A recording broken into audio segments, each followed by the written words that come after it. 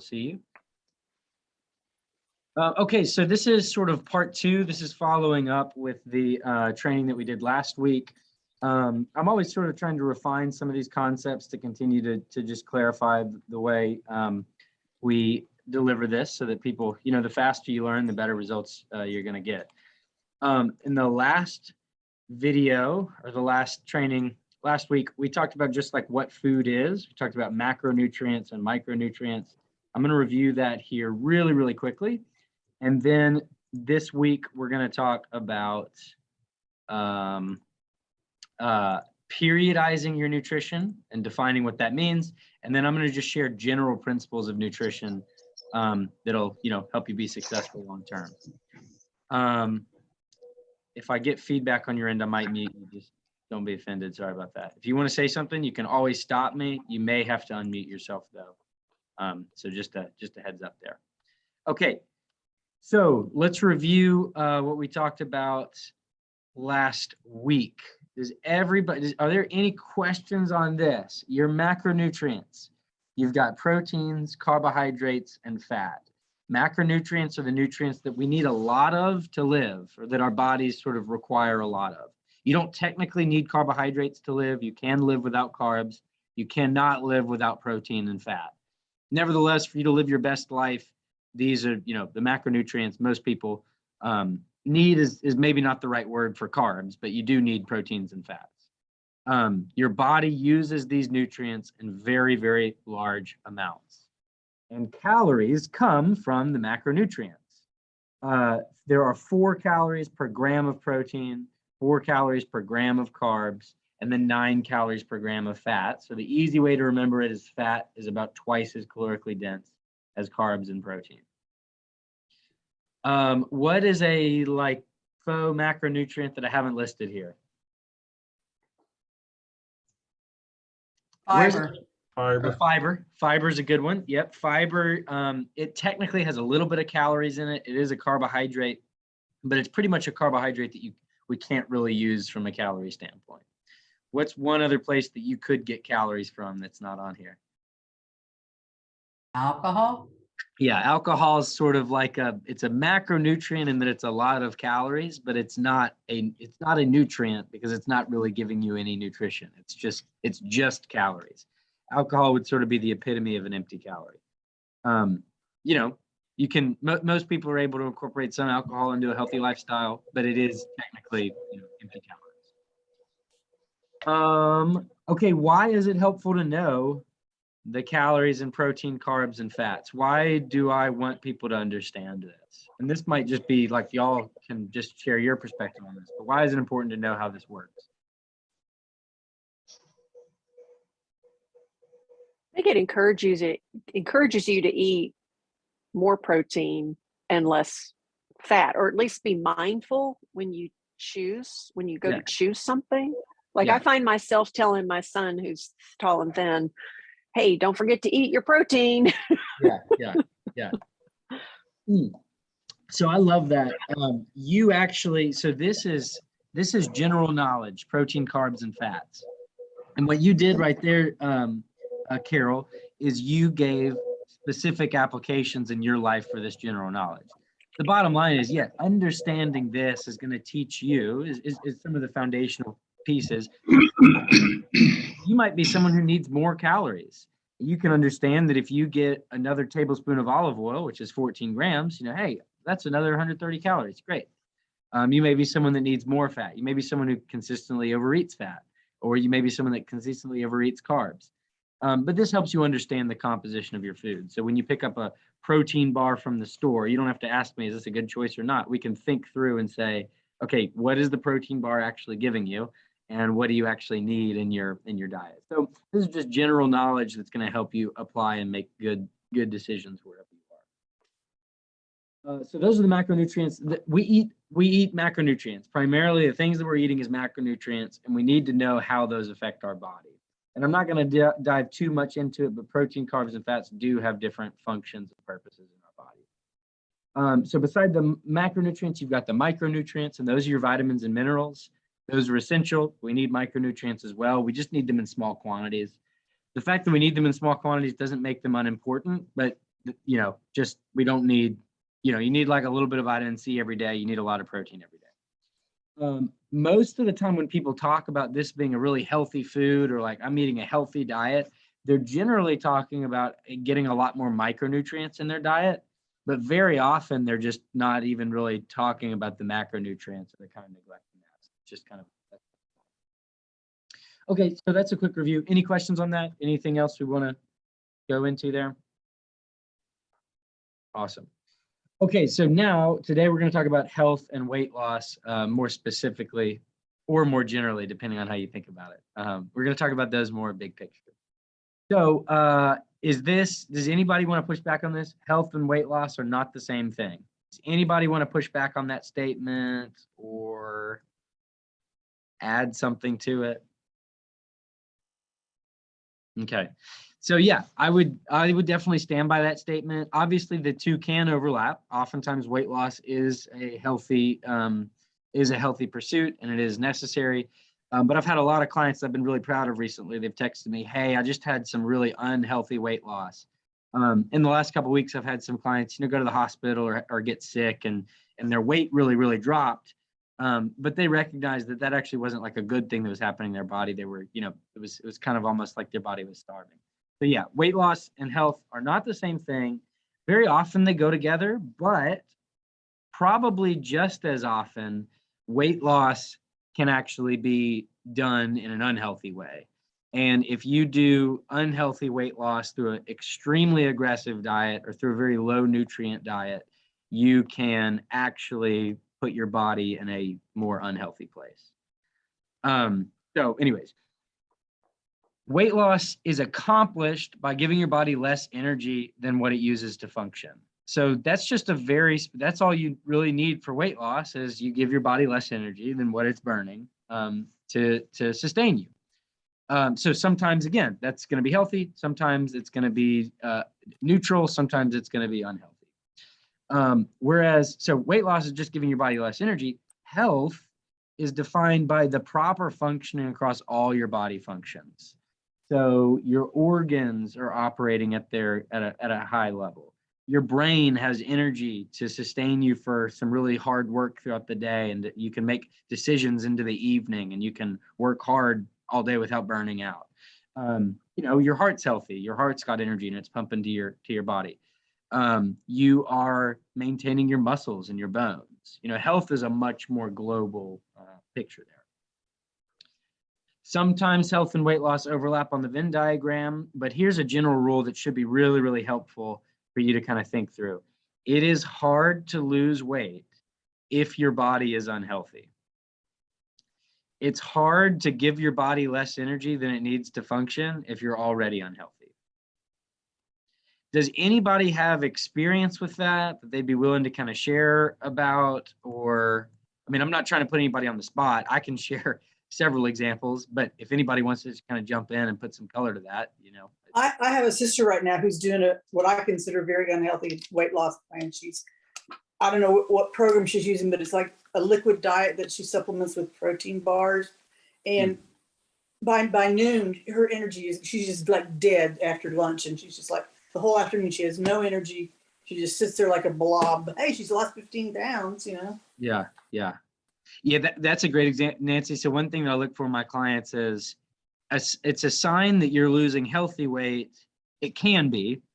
You should be feeling better when you're losing weight. Now, sometimes people do feel great, but they are actually doing something really unhealthy. So it's not always perfect, but it's one of those things that I'm looking for in my clients. I'll pull my clients out of a diet if they're dieting and they feel terrible. They should be feeling really good. They should have energy for their day, you know, all that kind of stuff. So yeah. What about, like, has anybody have experience where they like went on a diet and their body their weight didn't move on the scale? Because literally sometimes some people cannot get the scale to go down. And it's literally just because they've got like some internal unhealthy wiring.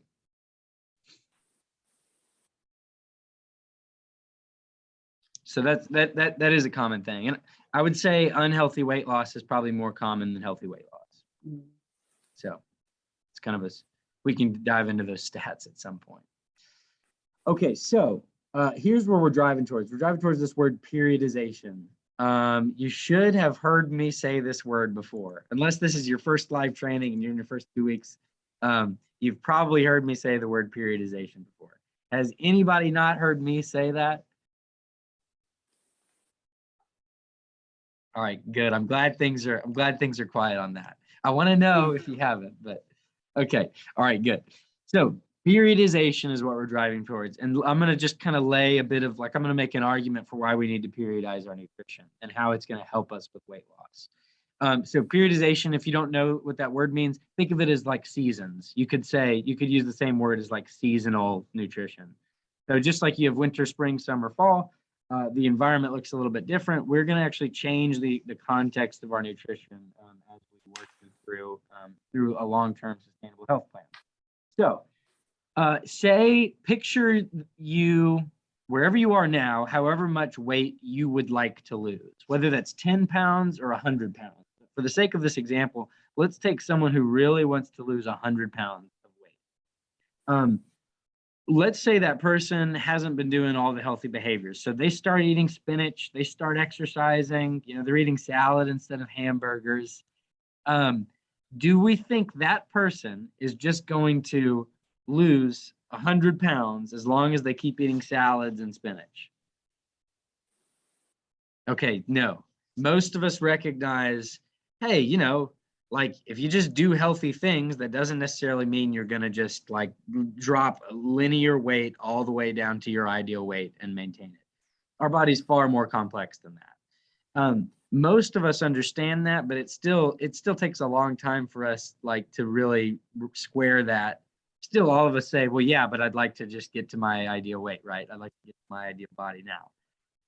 But I can just guarantee you, you're not going to get to where you want to go in a linear fashion. And just doing healthy behaviors, just sleeping normally, or sleeping well, exercising regularly, eating spinach, that's not going to have you lose weight. What you need to lose weight is to be in an energy deficit. So you need to really, you need to create an environment where your body can be burning from your belly rather than consistently running on all the food that you're eating. The problem is the body has a lot of defense mechanisms to keep body fat. Your body actually wants to protect you. And one of the biggest threats to humans over the last, several thousand years is starvation. And body fat is a way to save you from starvation. And so as you start losing body fat, your body turns on all kinds of mechanisms to keep that body fat on your body. So this is one of the reasons why. Does anybody know the stat? How many people lose weight and gain it back? What's that number? 90%. Yeah, it's 90 or 95%, depending on how long out you look at that. And that is not people's fault. Generally, it's because losing weight and keeping it off is actually really hard because it's kind of a complex physiological problem. But as you're losing weight, your body is turning on mechanisms to regain that body fat at the soonest possible moment.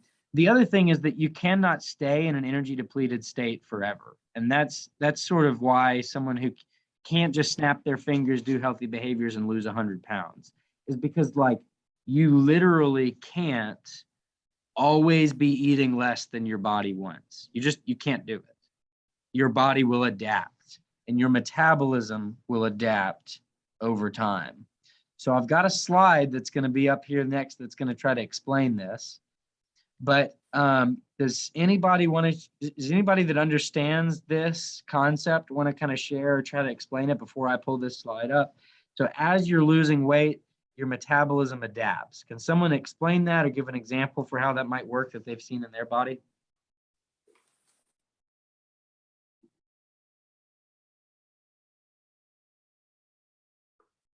It's okay if there's not, but I know there's a couple of people who at least have some good stories that I could call on. I don't want to put anyone on a hot seat, but I don't have to. Well, I can share.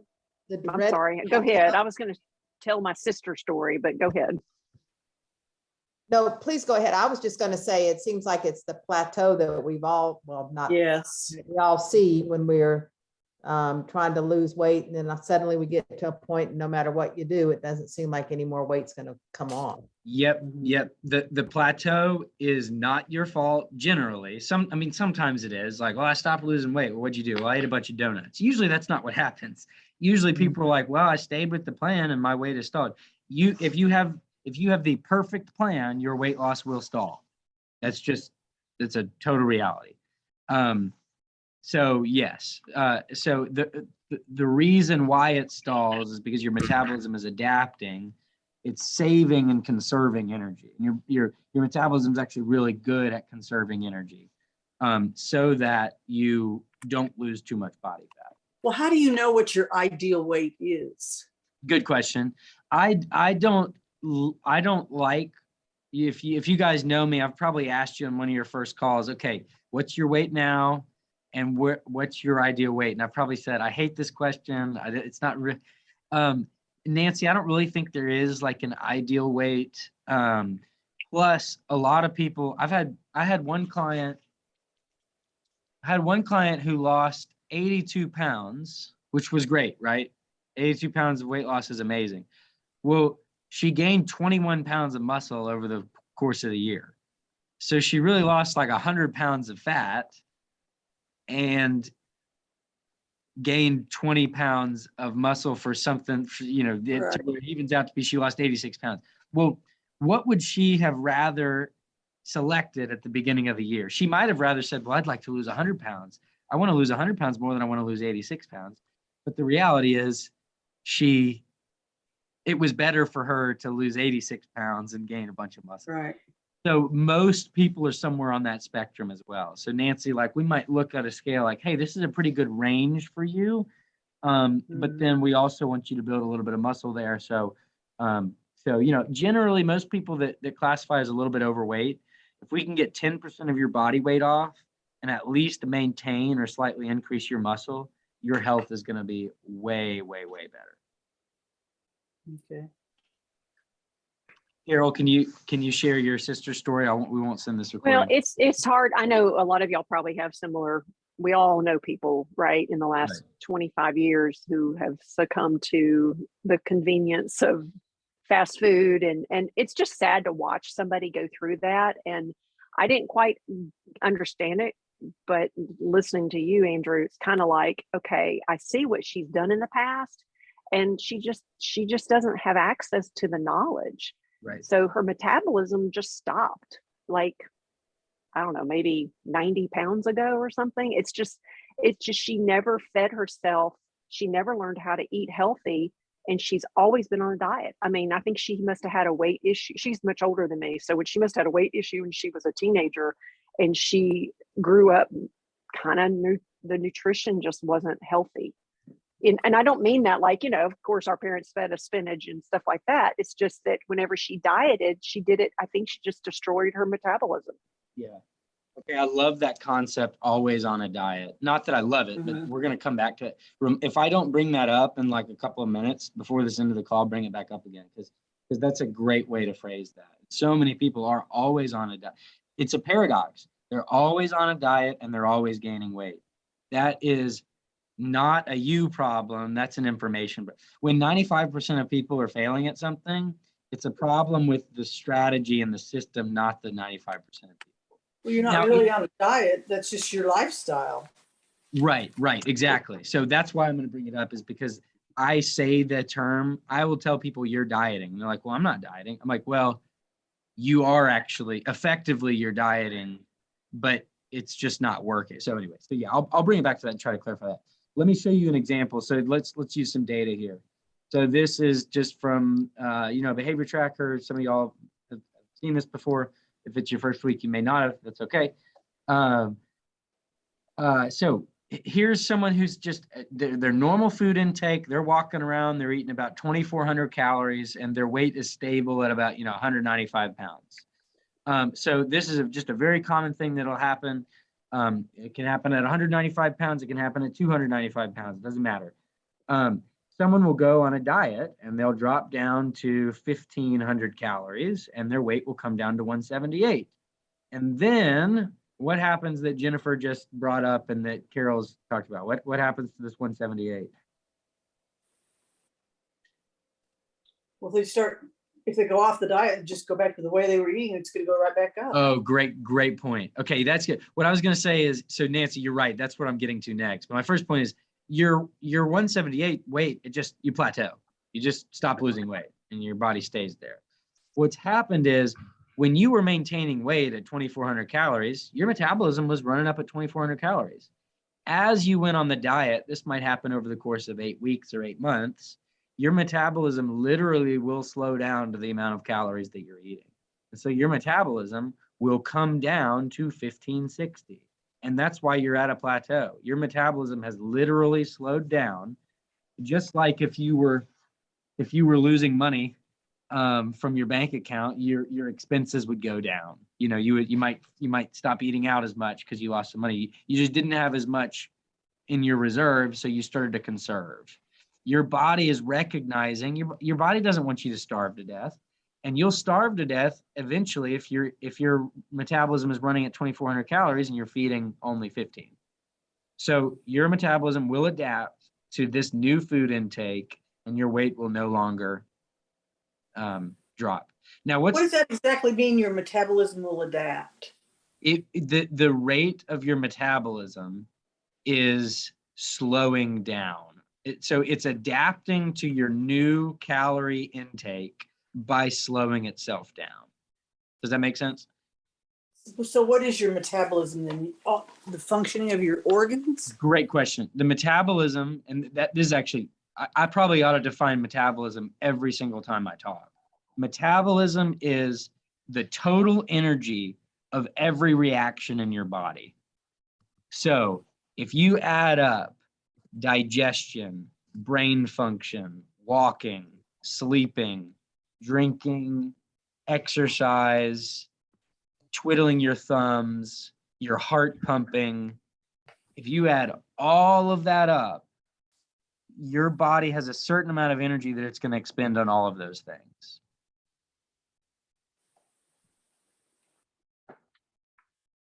Does that make sense? So if your metabolism slows down, it learns to get by on fewer calories, but it operates Yes. at a lower speed. Exactly. So let's go back to, I don't remember who said it. Maybe it was you, Nancy. I think you said your sister. She feels like crap all the time. She is sitting on the couch all day because her body is conserving her energy, which you think conserving energy is good. No, in this case, conserving energy is really bad. Your body's forced into efficiency. So you'll actually be able to see people when they'll put people on a diet. So they'll take people who are eating like this and they'll put them in a lab and give them a diet, and they'll have them read a short story and they'll take a video of it. And they'll have them read a short story on their normal food intake, and then they'll have them read a short story on their diet. And their lips move slower when they're dieting. They speak slower.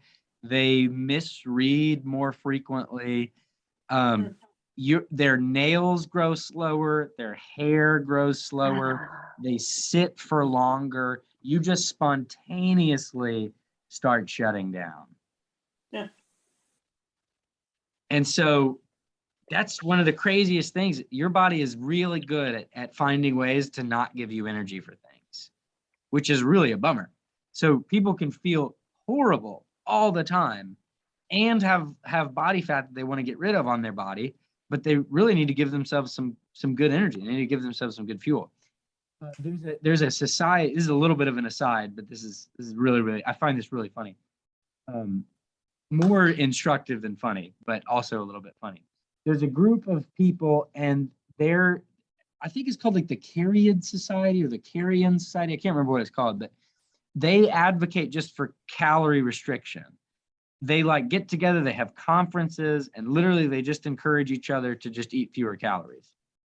And a scientist went to one of these conferences, and he said that they had about 5 speakers in a row going up and really encouraging everybody to do exercise and to really actually get out there and do it. And everyone in the crowd was like, yeah, we know we need to exercise more. We just feel so tired all the time. We just can't make it happen. And so, and that's actually really, really common. It's one of the things that happens if you're chronically under eating is that you're chronically under moving, because your body will just shut down your impetus to move. Hope that wasn't too long of an aside, but it was kind of funny. Like all these people are like, yeah, we know we need to exercise. We just can't figure out how to make it happen. Okay, so a couple questions here that I'd like to try to answer. Donna asks, so how do you increase the metabolism after the diet phase? Okay, good question, Donna. So it's normal, no matter when you diet, your metabolism is always going to slow down a little bit. So first of all, it's not necessarily a bad thing that your metabolism slows down. That's just normal. That's the way it works. But the first thing that we want to do is during the diet phase, we want to make sure that we don't slow your metabolism down too much. So the first step is just by dieting well and by dieting just like conservatively and maintaining your training and maintaining adequate protein, you will really significantly reduce the amount that your metabolism slows down. So the first thing is that. The second thing is right after a diet finishes, it's really usually a good idea to like, hey, we're going to give you more food to bring your metabolism back to a normal level. And when you get in the gym, hey, take the opportunity to lift a little bit harder, lift a little bit more. Really try to just like, try to increase your movement. And then if you can increase your steps as well, it's a great way to just kind of blunt you can kind of artificially speed up your metabolism quickly just by moving a little bit more. So we could get into, Donna, step counts. We could look at the weights that you're lifting in the gym with some specific movements. And then the reality is I always tell people this, your final diet weight is not your final weight. You'll always end your diet and then your weight will go boop, right there. And that's totally normal. That's totally fine. So, okay, second question is, Jennifer asks, is there a reliable way to measure your resting metabolism so you can track changes over time? The only really good way is to do it in a lab. The simplest way, not super simple, but the way I do it, Jennifer, is we're looking at at what calorie point and what activity level does your weight stay the same. So generally when somebody tracks their calories and their macros, and we can see, hey, you're eating 1,900 calories and you haven't gained any weight for the last 3 weeks and your activity level stayed relatively the same, like you're good. Or it's like, hey, like I went on vacation and I actually ate less calories, but I gained weight. And it's like, well, did you stop exercising? Yeah, I didn't exercise. Well, did you stop walking? Yeah, I didn't really walk. So it's like, okay, like your metabolism might have been kind of artificially slow that week. But generally, Jennifer, you just triangulate where are your calories and at what point is your weight. Does that make sense?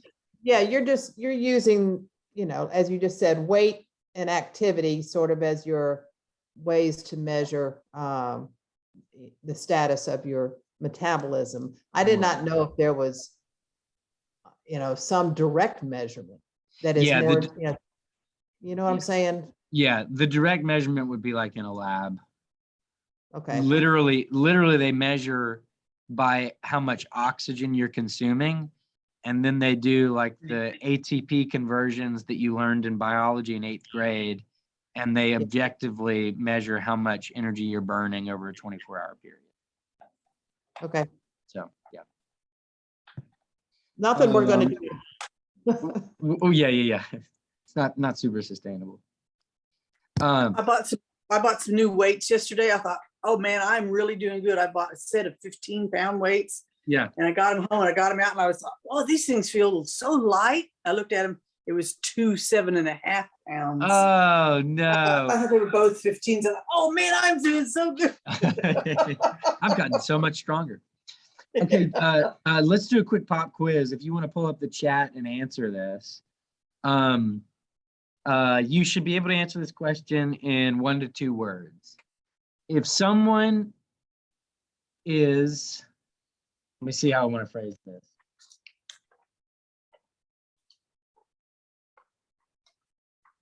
Actually, yeah, you might not be able to answer this in 1 to 2 words. If someone is eating 1,900 calories and they're gaining weight, doesn't matter how much weight, they're gaining a little bit of weight, like where would their metabolism be running? At about what calorie mark? Maybe. So they're eating 1,900 calories, they're gaining a little bit of weight. What does that mean? Assuming their activity level is the same, they eat 19, they start gaining a little bit of weight. Where would their metabolism be operating? At what level?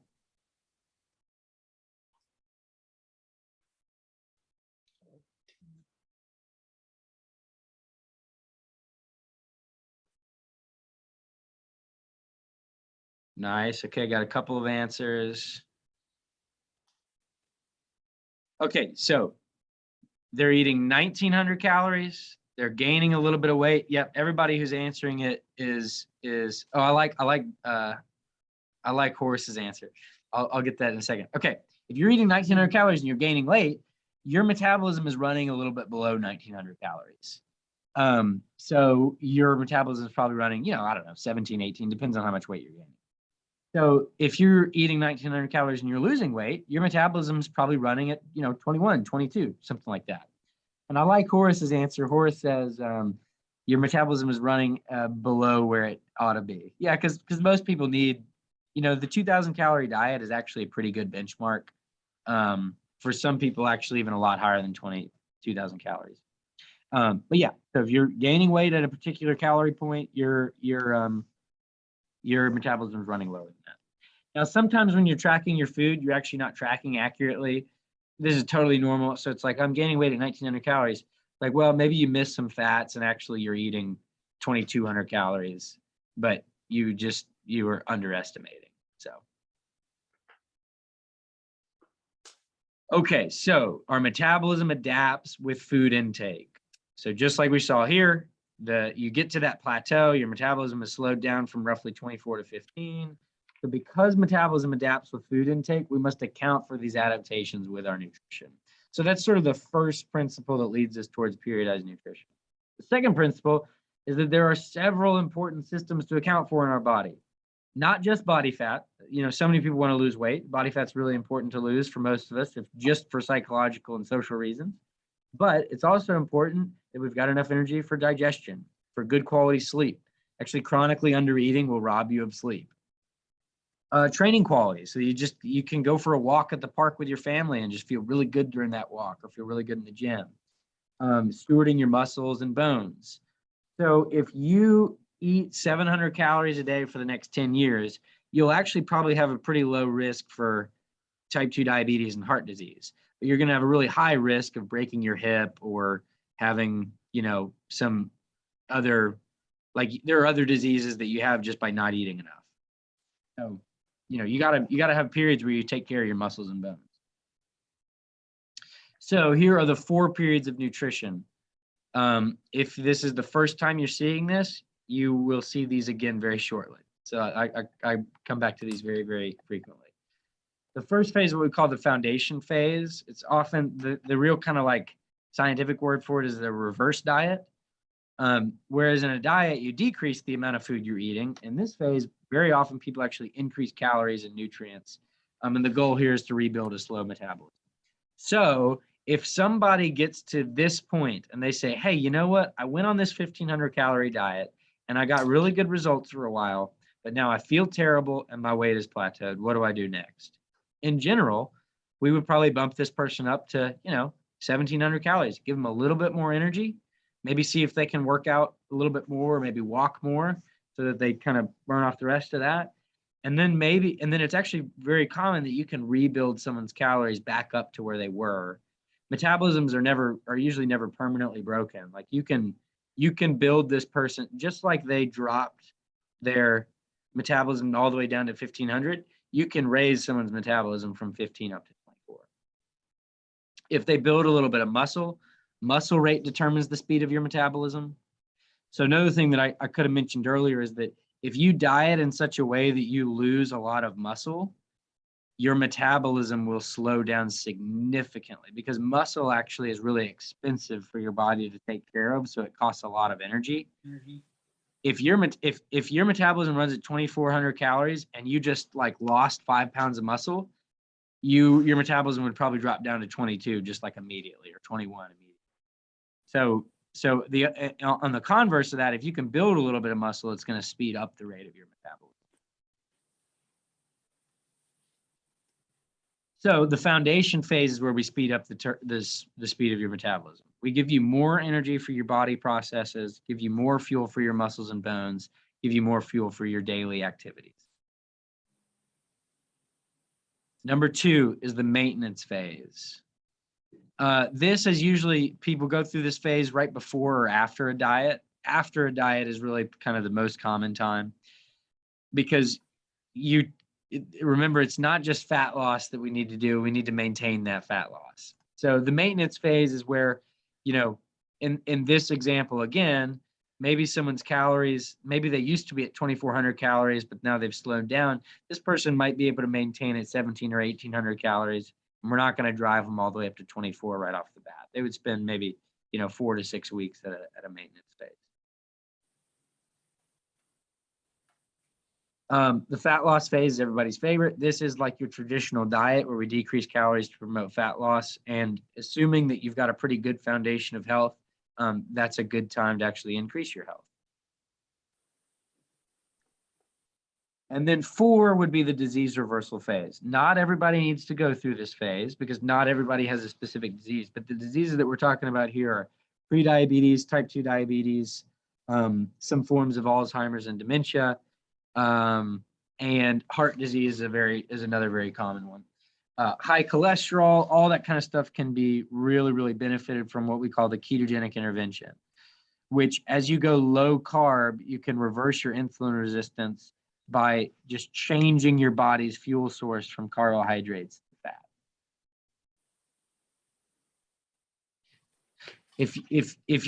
If you've just gone into a ketogenic intervention or you're about to go into one, you know that this is accompanied by a lot of changes in your body. A lot of times your fluid, your fluid kind of flushes. You got to kind of replenish your salts and your electrolytes and your fluids. Another common thing is people's blood pressure begins to normalize. And if you're on a blood pressure med, that can drop your blood pressure artificially low for a little bit. So that's something you want to watch there. And that just demonstrates that there are really a lot of substantial changes, not just by reducing calories, but by reducing carbohydrates for a period. How does bone density enter into this, or does it at all? Great question. Okay, can you be more so bone density is a huge consideration, but can you be more specific? I mean, I know it's essential for a healthy body, but does it also add to your weight? Yeah. Okay. So great example. Yes. If you're losing bone mass, you're going to lose weight. That's another great example why health and weight loss are not always together. Let me just give you an example, Nancy, of a demographic of clients that I'll work with pretty commonly. There'll be a woman who's between 45 and 60, and she's either got usually actually it's a woman who's got a little bit of weight to lose, and she also will put in her intake form. She says, well, I have osteoporosis or well, I got a little bit of osteopenia. Very, very commonly, I'll look at her dietary recall. She'll be eating 52 grams of protein a day and 1,200 calories. So it's no wonder why she's not got very strong bones, is because she's not got enough energy or fuel. She's not got enough protein. She's not got enough fuel to her bones, and then her activity level is pretty low. So to increase bone density, I actually had someone who reversed their bone density recently, and I can't remember who it is, but she sent me a message from her doctor. I need to send out an email to figure out who that was. They used to have weak bones, and now they're back. The bones adapt to the load put on them, but they also need essential amino acids to build them up, and some calcium and some other things like that. So, the best ways to increase the strength of your bones actually impact resistance training with sufficient protein and calories, which seems a lot like the priorities of the foundation phase. Strong bones strong muscles wrap around bones, and actually bones grow stronger under that stress. Just like when you lift weights, your muscles recover and come back stronger. When your muscles wrap around your bones adapt to become stronger. But if you're chronically under eating and if you're chronically dieting, you will have weak bones. For a while, low impact exercises were really in style. But the problem is you actually need impact to grow stronger. So the low impact exercise movement took off for a little bit. And I'm not saying you need a high impact exercise. What you want though is appropriate impact. You don't need too much. You shouldn't be like I tell a lot of people, I don't want you running on pavement because you don't need to be slamming your knees on pavement for an hour. But I do actually, a lot of times I'll have clients like, Carol, are you doing your bouncing? Yes. Yeah, so I'm having Carol bounce for just like what 45 to 60 seconds. It's really hard, by the way.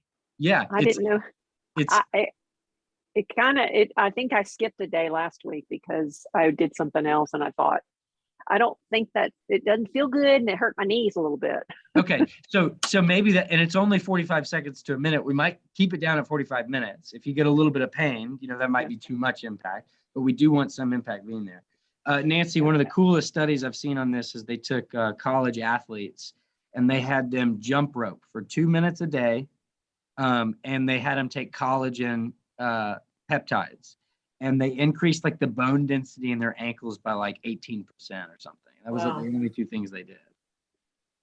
Impact, nutrition, and stronger bones. I jumped rope in boxing class and tore my meniscus. Oh, so that might have been too much. Again, appropriate impact. You can overdo it, but you do want some kind of external stress there. How long ago was that? 2 years ago. Mm-hmm. Yeah, Exactly. I've been taking people off the jump rope, but just bounce. Like just do a little bit of a Yeah. bounce, and you'll get the benefit there. Okay, so it is 12:45. I'll probably have a whole other training on these maybe in 2 or 3 weeks. But so with all these things considered, here are 5 principles that you can apply to your nutrition. I'm not going to say that these are the only 5 things. But I consistently go back to these things in order to help people. Like these are my main problem solving kind of mechanisms. So let's review. You need energy to thrive. You need energy for your whole metabolism, which is everything from your hair growing to your brain operating to your muscles and bones. But we also want to lose body fat. So those take different constraints. So the way we do that is we take different periods or seasons where we focus on different things. Sometimes we focus on fat loss. Sometimes we focus on maintaining the fat loss that we've achieved. And then other times we need to rehab our metabolism, build a little bit of muscle and bones. By the way, the disease reversal phase, you can do a ketogenic intervention with each of these 3. So now let's look at these principles as like with thinking about periodization. Let's look at these principles. One of the first things I do with almost every client is I ask them to establish a consistent meal structure. And part of that is just behaviorally, that's really important. But also like your body really will respond well to consistency. It's going to allow you to be more able to control the variables to like have success, but then like your body will just adapt to a schedule pretty well. Body's kind of like schedules. So Charlene and Robert, they're on their first call. They're doing 3 meals a day off the 14-day quick start this week. So consistent meal structure. And then they're also doing a protein shake. So that's a very, very common thing that I'll have people do. Number 2 is eating enough nutrients, which sounds really silly, right? But that both encompasses eating enough nutrients to rehab a slow metabolism, but also eating enough nutrients for you to have fat loss when you are ready to diet like that. So you should always know about how much energy and nutrients you need for your current goals, and you should be eating for that goal. So if you want to lose fat, you probably shouldn't be eating 2,800 calories. But if you need to rehab your metabolism, you might need to be eating 2,400. And that's something. Number 2 is where, like I, as your coach, that is probably hard for you to figure out right at the beginning when you're first on your own. So number 3, eat whole foods. 90% is what? What is 90%, y'all? Almost all. 90% is one word, starts with a P. In Oh, my it's world. not perfect, but it's close. No, 90% is perfect in my book. 90% Oh, it is perfect. As a general rule, across like almost everything we do, we're not aiming for perfection. Nobody's going to be perfect. If you can hit 90%, you can call it perfect. So if you're hitting 9 out of your 10 workout sessions and I ask you how you're doing on your workouts, you can say, I'm doing perfect. If you if I ask you to eat 2,000 calories and you eat 90% of that, which I guess is 1,800, you can say, I did perfect this week. And a lot of times, though, I will want you, a lot of times I want you to err on the high side or anything. Okay. So eat whole foods. 90% of your food should be from whole foods. This I do think is pretty sustainable. I think this is a reasonable place for people to work to. And like, I'm not advocating for you to eat peanut butter M&Ms. I'm not saying you need to budget those into your diet. But I think we all recognize there's a little bit in our lives that's going to be a compromise, or that's not going to be. Now, the easy thing to do is say, well, the peanut butter M&Ms, I'll count that in the 90%, and I just won't count the cake. No, you got to count it all. If you're counting it all, like, you usually are going to be able to eat whole foods, and you got a So little what is bit the of sweat. definition of whole foods? Is it non-processed foods? Yeah, good question. Pretty much like one ingredient foods. So spinach, sweet potatoes, chicken, rice, beans. And there are a lot of, let's see. I've got a granola here, pumpkin and flaxseed granola. It's got, well, the last ingredient is soy oil, which would not be, it's pretty close. I would call this it's not, I'm glad I saw the soy oil. It's not quite as perfect as I thought. But usually there's one ingredient foods, but there's a lot of good whole food options now, like at the store, that we haven't always had in the past. So I'll just show you one example. I've showed a couple of these to people recently. Primal Kitchen makes condiments, and the ingredients in here are like avocado oil, vinegar, salt, spices. So that's the whole food. It's all things you could kind of pull off a tree. I just bought some of that yesterday, as a matter of fact. So Awesome. yeah, I got that one. The one that's got the chipotle. It's got a little kick to it. Ooh, that sounds good. Yeah, it's crazy. I never thought I'd be like, hey, you can eat almost as much of this mayonnaise as you want. I mean, from a calorie standpoint, you've got targets, and stay within those targets, but you can eat as much of this as you want is within that target, because it's just good. And also, when you say eat adequate protein, there are different kinds of protein, right? Yes, great question. Okay, so let's go to eat whole food. Now let's talk about consume adequate protein. So from a supplementation standpoint, that's why I recommend a whey protein isolate, because there's a lot of different kind of protein drinks, and some of them are like soy based and some of them are vegan based, which are fine, but people absorb 90% or more of whey protein isolates. And remember, 90% is perfection. Some protein sources are not what they call bioavailable. So you actually get, like, you might be eating 15 grams of protein from beans. You probably only incorporate about 10 grams, but that's fine. As long as you're eating whole food sources of protein, Nancy, the model will work. You just hit the grams that I'm asking you to hit, and you're going to be fine. Does that make sense? Okay. So, like, what about like the collagen protein? Great source. I actually really like that Vital Proteins collagen peptides. I wish they would pay me to say that, but I'm sure they won't. It's really good stuff. The reason why is because we get a lot of protein from like muscle meats, but collagen is the protein found in your ligaments and tendons and hairs and nails. And so people will just totally notice when they get on collagen, like how fast their hair or nails grow. So it helps all your joints, and collagen protein is really, really great. Specifically because we don't get it that much in our diet, unless you want to eat. Supposed to help with wrinkles too. Anybody else notice that? No, but I will tell you, I started putting it in my coffee. I think it's been over a year now. It seems like a long time. And my nails are so much healthier, especially in the wintertime, when it's dry and it's harder to keep your hands moist.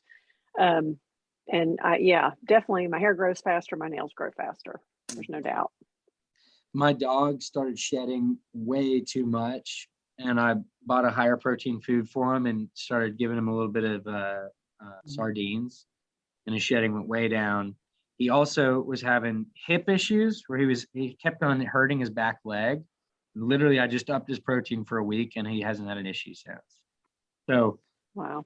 that's just being a nutrition coach for your dog. But like consuming protein and like literally just getting more nutrients in your body, you'd be amazed at how many things it fixes.